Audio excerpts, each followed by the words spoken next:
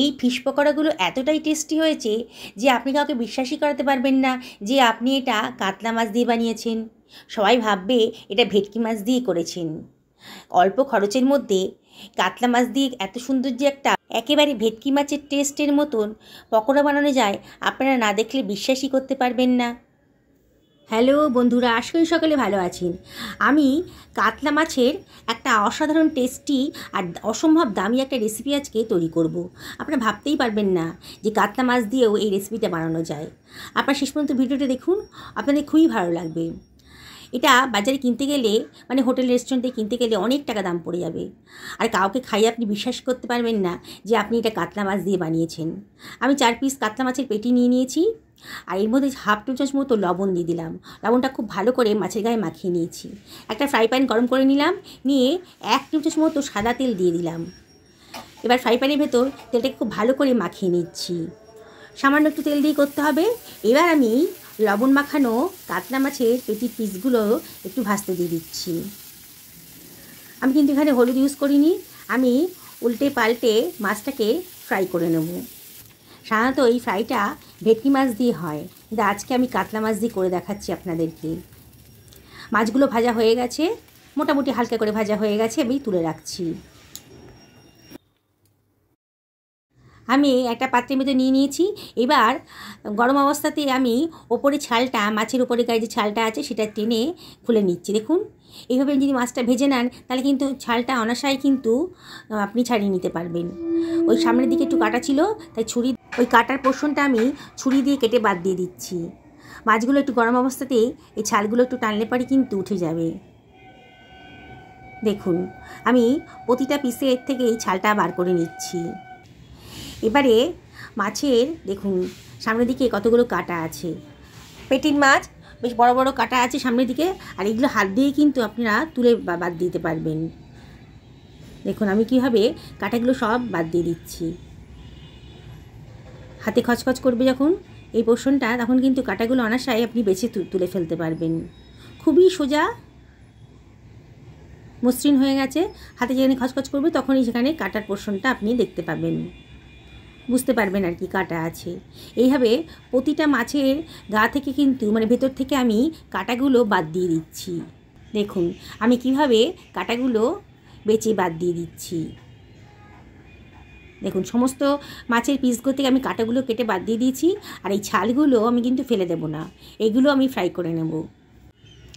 এবার মাছের পিস আর এই ছালগুলো আমি সরিয়ে রাখছি। আমি একটা ছোটো হামালদিস্তা নিয়ে নিয়েছি, নিয়ে এর মধ্যে দিয়ে দিচ্ছি কয়েক কুচি আদা, এই ইঞ্চিখানেক হবে, আর দিয়ে দিলাম কতগুলো কাঁচা লঙ্কা। এবারে এর ভেতরে আমি দিয়ে দিচ্ছি কতগুলো রসুনের কোয়া, কিছুটা ধনেপাতা এর ভেতরে আমি ছিঁড়ে দিয়ে দিচ্ছি। ভালো করে ধুয়ে নিয়েছি আগে থেকে, সব কিছু পরিষ্কার করে ধোয়া হয়ে গেছে। এবার আমি এগুলোকে একটু থেতো করে নেব।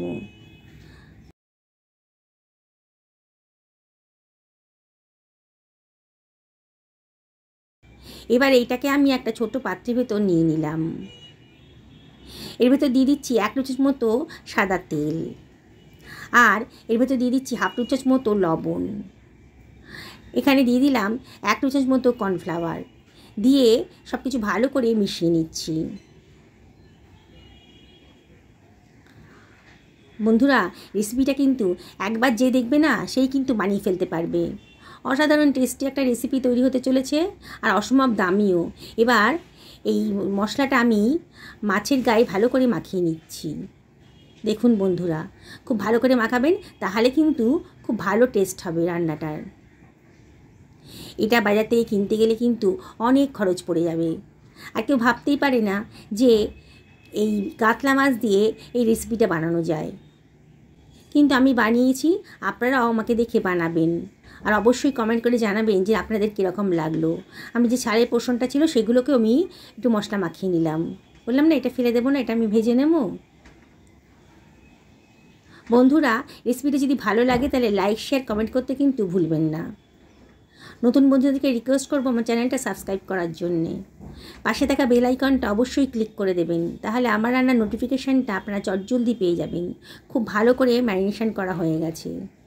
এবার এটাকে আমি সরিয়ে রাখবো মিনিট 15-র জন্য। একটা পাত্রে বাটি মতো ময়দা নিয়ে নিলাম আর 3 টেবিল চামচ মতো কর্নফ্লাওয়ার নিয়ে নিচ্ছি এখানে।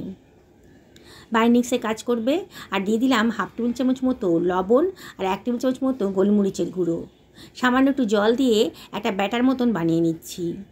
অল্প অল্প জল দেব, দিয়ে ভালো করে ব্যাটারটা গুলে নেব। আর একটু জলের দরকার আছে, বললাম না, অল্প অল্প জল দিয়ে স্মুথ একটা ব্যাটার আমি তৈরি করে নেব। খুব ভালো করে ব্যাটারটা তৈরি করতে হবে যাতে ব্যাটারের ভেতরে কোনো লাম্পস না থাকে।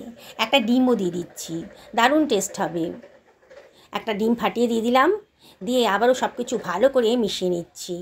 খুব ভালো করে ডিমটাকে মিশিয়ে দিতে হবে ব্যাটারের সাথে, যাতে ব্যাটারটা খুব স্মুথ হয়ে যায়। দেখুন ব্যাটারটা কিন্তু অনেকটাই স্মুথ হয়ে গেছে।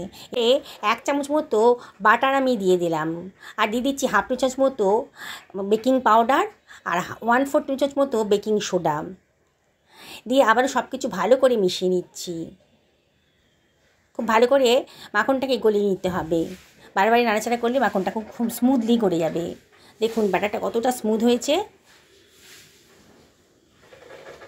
এই রকমই ঘনত্ব রাখতে হবে ব্যাটারের।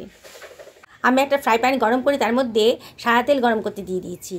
এবার ম্যারিনেট করা মাছটাকে ব্যাটারে ভালো করে এপিট উপিট কোট করে নিচ্ছি। ভালো করে ডুবিয়ে নিয়ে এবার গরম তেলে আমি মাছটাকে দিয়ে দিচ্ছি। দেখুন বন্ধুরা, বানানোটা কতটাই সোজা, দেখেছেন তো? বুঝতেই পারছেন আমি আজকে বাটার ফ্রাই বানাচ্ছি। এটা সাধারণত কাতলা মাছ দিয়ে করে না, এটা সাধারণত ভেটকি মাছেই করতে হয়। অসম্ভব দামি, আর সচরাচর ভেটকি মাছটা হাতের কাছে পাওয়াও যায় না। কিন্তু আপনারা একবার আমার মতন করে কাতলা মাছ দিয়ে বানিয়ে খান। যাকে খাওয়াবেন না সে বিশ্বাসই করতে পারবেন না যে এটা কাতলা মাছ দিয়ে বানিয়েছে। তাই আপনাদেরকে আমি রিকোয়েস্ট করবো একদিন অবশ্যই বানান।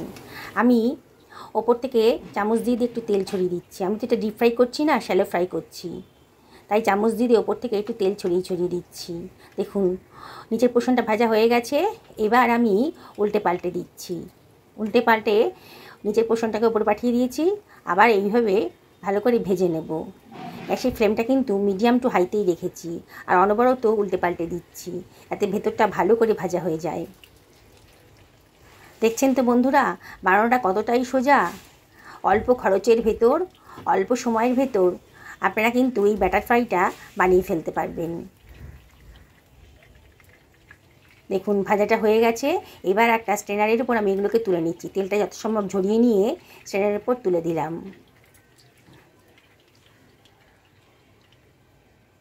দেখুন কত সুন্দর দেখতে হয়েছে। কেউ বিশ্বাসই করবে না যে এটা বাড়িতে বানানো হয়েছে, আর কাতলা মাছ দিয়ে বানানো হয়েছে। বাকি যে ছালগুলো বললাম ফেলে দেবো না, সেগুলো ব্যাটারে চুবিয়ে আমি এটাকে ফ্রাই করে নিচ্ছি। এগুলো কিন্তু ফ্রাই করার পর খুব সুন্দর খেতে লাগবে। পুরনো বন্ধুদেরকে অনেক ধন্যবাদ, তাদের সাপোর্টের জন্য এত দূর আসতে পেরেছি। তাও আমি আপনাদের কাছে একটা রিকোয়েস্ট আছে আমার, আপনাদের যদি রেসিপিটা ভালো লাগে তাহলে লাইক শেয়ার কমেন্ট করতে কিন্তু ভুলবেন না। আপনাদের একটা লাইক আর কমেন্ট আমার কাছে অনেক মূল্যবান। তাই আপনাদের যত বেশি লাইক আর কমেন্ট পাই না, ততই আমার ভিডিও করার উৎসাহটা বেড়ে যায়। দেখুন সবগুলো ফ্রাই হয়ে গেছে। এবার আমি একটা সার্ভিং প্লেটে এগুলো সার্ভ করে দিচ্ছি। বন্ধুরা আমি আপনাদেরকে আবারও রিকোয়েস্ট করব, কাতলা মাছ তো আপনাদের বাড়িতে প্রায়ই আসে, একদিন অবশ্যই পেটির মাছগুলো দিয়ে এটা বানিয়ে নিন। রোজ একঘেয়ে রেসিপি না খেয়ে একদিন অন্যরকম করে খান না। একটু কেচাপের সাহায্যে, টমেটো কেচাপের সাহায্যে এটা সার্ভ করে দেওয়া যাবে। দেখেছেন তো কত সুন্দর দেখতে লাগছে, আর খেতে কিন্তু সত্যি বলছি অসাধারণ, সত্যি অসাধারণ। সকালে ভালো থাকুন এই কামনা করে আজকে ভিডিওটা এখানে শেষ করলাম। নমস্কার নেবেন।